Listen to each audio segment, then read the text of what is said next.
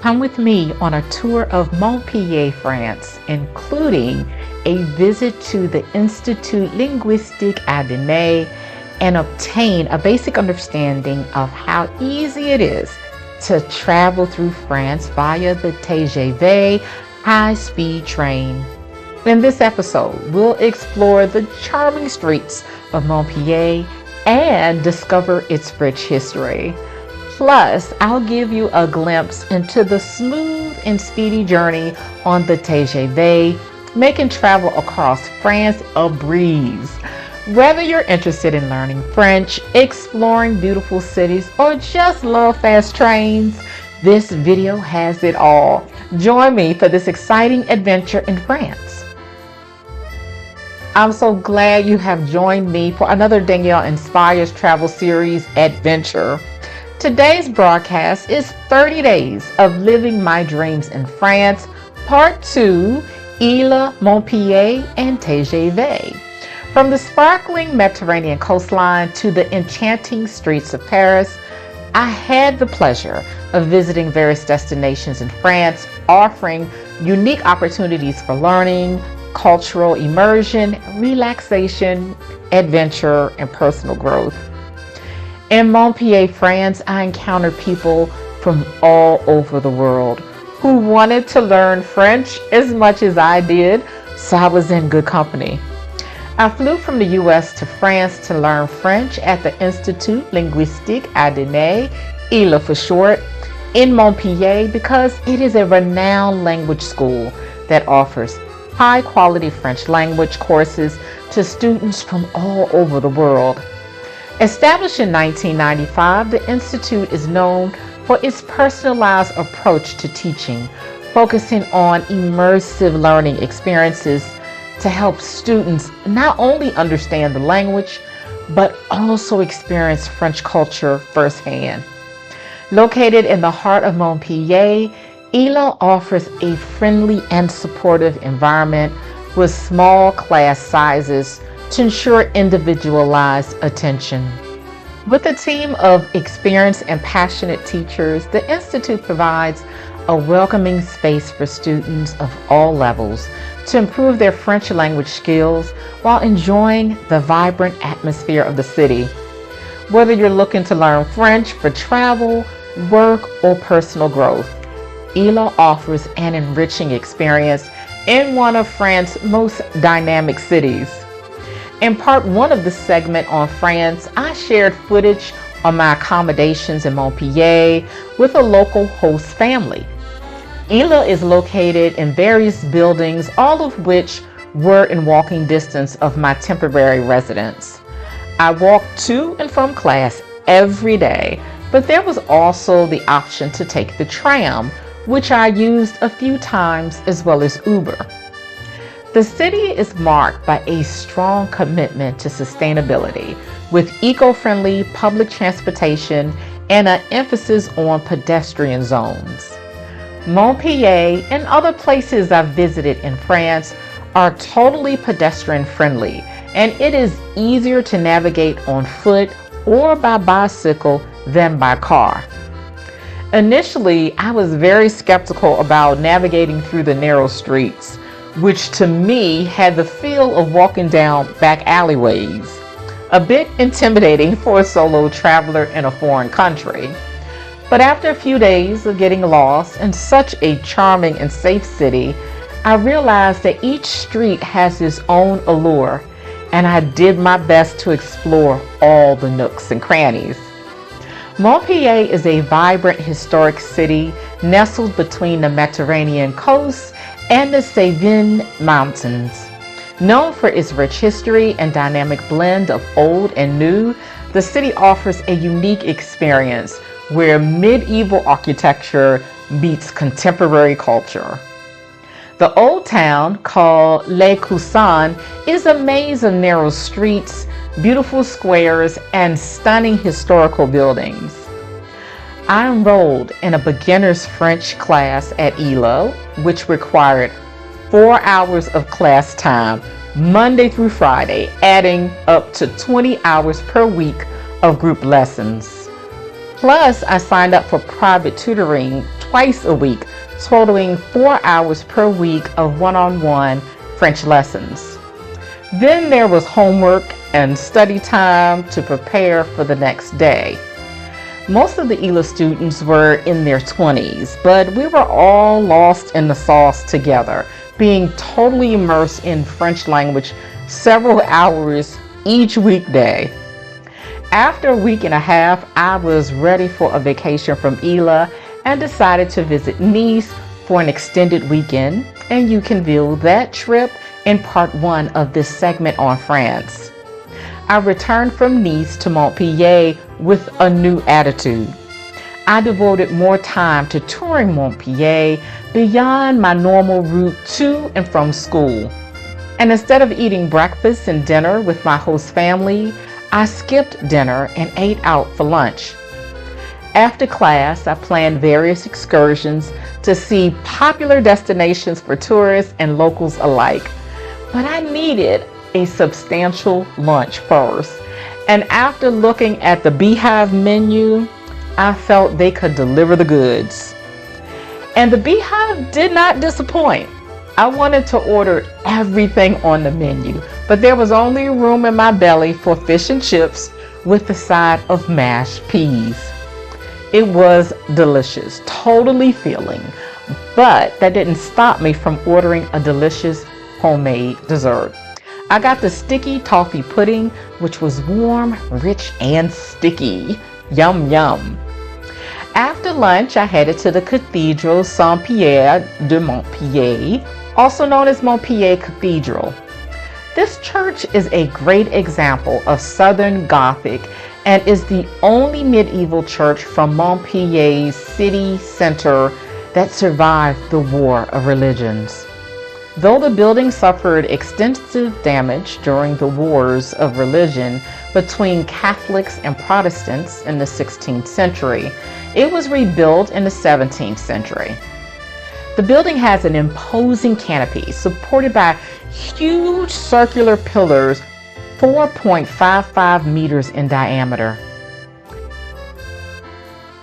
Next, I visited La Tour de la Barbotte, a historic tower located in the heart of Montpellier, offering a glimpse into the city's medieval past. Originally built in the 16th century, the tower was part of the city's fortification and served as a watchtower to protect against potential invaders. Standing at about 15 meters tall, the tower features a distinctive round shape and is made of stone, with an impressive crenellate top that adds to its medieval charm. Over the years, La Tour de la Barbotte has been used for various purposes, including as a bell tower for the nearby Saint-Pierre Cathedral. Today, the tower stands as an iconic landmark, providing visitors with a sense of Montpellier's rich history and offering a picturesque spot to explore. It is an essential stop for history enthusiasts and anyone keen to discover the city's architectural history.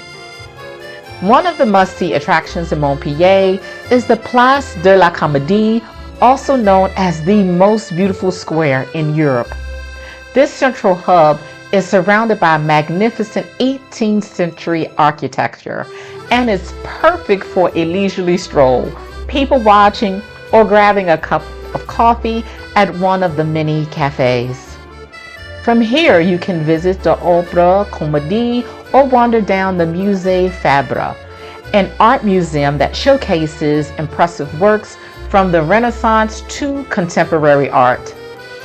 My leisurely stroll to various destinations in Montpellier really helped me to decompress from my studies, which in some ways were hampered because my eyeglasses got crushed in transit from the US while in a protective case inside my purse. Y'all, I'm doing an eye exam in France. My glasses broke as soon as I got here, and I want to be sure I can see. All right, bye. I have sat for an eye exam and have ordered glasses, and they said, well, it will be 10 minutes. 10 minutes. It's been over that. It's been maybe that. My new glasses. I don't borrow glasses in France. I don't know how much these might have cost. It was $60 exam, prescription frame. I felt like the selection was a little bit limited, but this works for me. I gotta figure out a way to protect them because my case smushed. It was one of them hard cases, but they end up overlapping each other and smushing. All right, so now I gotta figure out what's next on my list as far as my walking tour. All right, bye. I wandered around a bit more and happened upon an interesting looking public restroom. All right, so this is their public bathrooms, which they do have the English to it, but that blue light means that it is self-cleaning, and they said it takes about 2 minutes. You can see the outside. And then what I saw the guy do is, so once it finished cleaning, it goes back to that, it went back to this spot right here, and then he pressed the button and it opened. I did see buttons on the inside, and I think that once you're in there, I did see something that said open. So we're gonna see, we're gonna figure this out, or be trapped in a toilet tube. After a little bathroom time, I meandered through the Office of Tourism, and it was small, like a small gift shop of sorts. I went in one door and out another, where I saw a green space close by, and I headed in that direction. Here's a look at a map, and you can see the Place de la Comédie, the Office of Tourism, and then this green area, which includes the Pavilion Populaire and a pond with some lively ducks. The Pavilion Populaire is a modern photography museum offering rotating exhibitions of current national and international artists. It was closed on the date and time of my visit. Nevertheless, I was just happy to experience the sights and sounds of Montpellier and, of course, people watch. Hey, I will have some footage for y'all today. I had to come back to this place because they did me real nice with the fish and chips. The dessert was awesome. Everything was just on point. So we about to do that again, but I'm gonna get a burger this time. And then if I have room, the apple crumb, cafe crumb. That's it. So I will check in with y'all after this, doing my little tour, and I'll do some recording for y'all so y'all can see. Okay, bye. Alright, so this is the apple crumb, served with some type of sauce, and I got the cafe crumb. So we'll see what this is talking about. I think it's talking about all sorts of magical goodness. With a smile on my face and enough gas in my tank now, I strolled to the Place Royale du Paro. This square, located on the outskirts of La Cousine, is a favorite among Montpellier residents. The Triumphal Arch and the Water Tower, which extend from the aqueduct, are examples of classical architecture. And I love architecture, so I was absolutely getting my feel on this trip through Montpellier.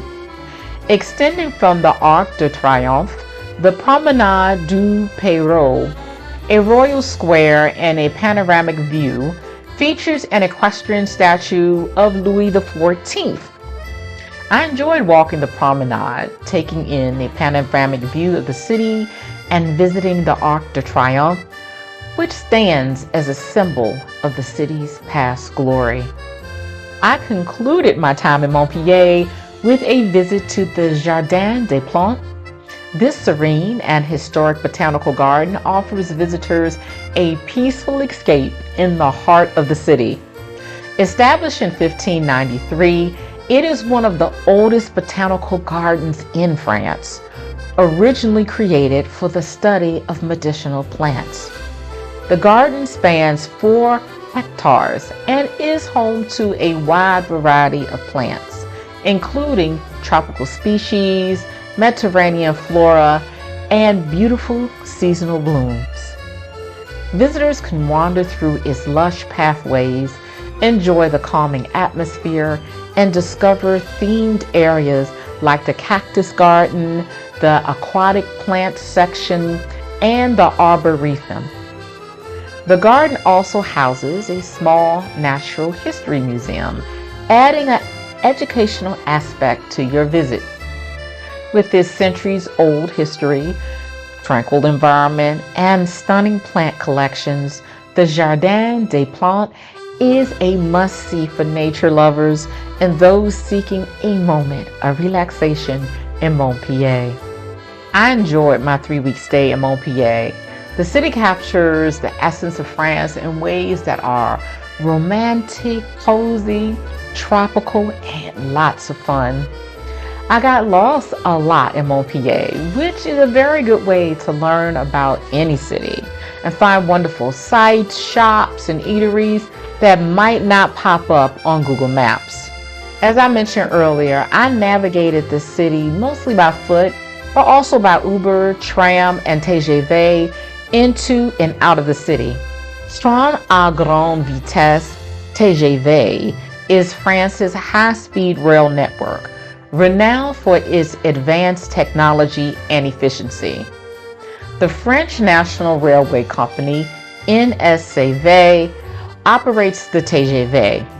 Since 2017, SNF's TGV has been marketed under the brand name Inouï, French for unheard of or exceptional. SNCF also operates a low-cost TGV service called We Go. I'm passing along this information because when I encountered this alphabet soup of names, I had no idea of their relationship, if any, and with what company to make my travel arrangements to Nice and Paris. The Eurail app was a big help, and I'll talk more about the app in a moment. Bonjour, family. I'm at the train station. Ready to make my way to Paris. Praise the Lord. So, I have less than 50 minutes waiting for them to say the platform. It's cold as a mug in here. It's cold in here. I'm telling you, they ain't got no heat. They don't have no heat on. Ain't no heat. They ain't trying to heat the building. Trust ain't no heat on.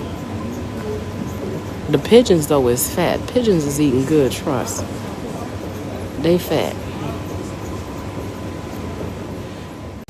He made it on the train. We leave at 8:50. It's a double-decker, which is great. So I noticed, like, on a train coming in from Nice, how, you know, a lot of times the trees are just in your way, so you can't really see good. But with this, at least I'm higher up. I don't know if y'all can necessarily tell. So the other thing that was good too, praise the Lord, there weren't steps coming up on the train. Like you said, with Amtrak, there might be like 3 steps to get up on the train. So it wasn't a big deal. I just rolled my bag right on. I only had to go actually down 1 step. I was able to put my bag in the suitcase downstairs. I mean, in the area downstairs. There was space, no issue, praise the Lord. So you can see what this area looks like. It's a 4-seater. All right, I will be in touch. Thank God there is no transfer. Straight shot. The house mother lady just came from Paris, and she said it was some snow flurries when she was there. She said they had a Christmas decorations up, which is really nice. So that's going to be like Christmas in Paris. So exciting. The TGV train can reach speeds of up to 320 kilometers an hour or 199 miles per hour, making them one of the fastest trains in the world. This high-speed rail service has expanded internationally with connections to neighboring countries like Belgium, Germany, and Spain, significantly reducing times and offering an environmentally friendly alternative to air travel. I loaded the Eurail app to my phone because it's a handy tool for travelers exploring Europe by train, allowing users to plan routes, book tickets, and track schedules from a variety of European trains, including TGV services. By using the Eurail app, travelers can seamlessly navigate across the continent, taking advantage of extensive rail network, including TGV routes, and enjoying the ease of digital ticketing and real-time updates on their journey. Of course, no transportation service is perfect.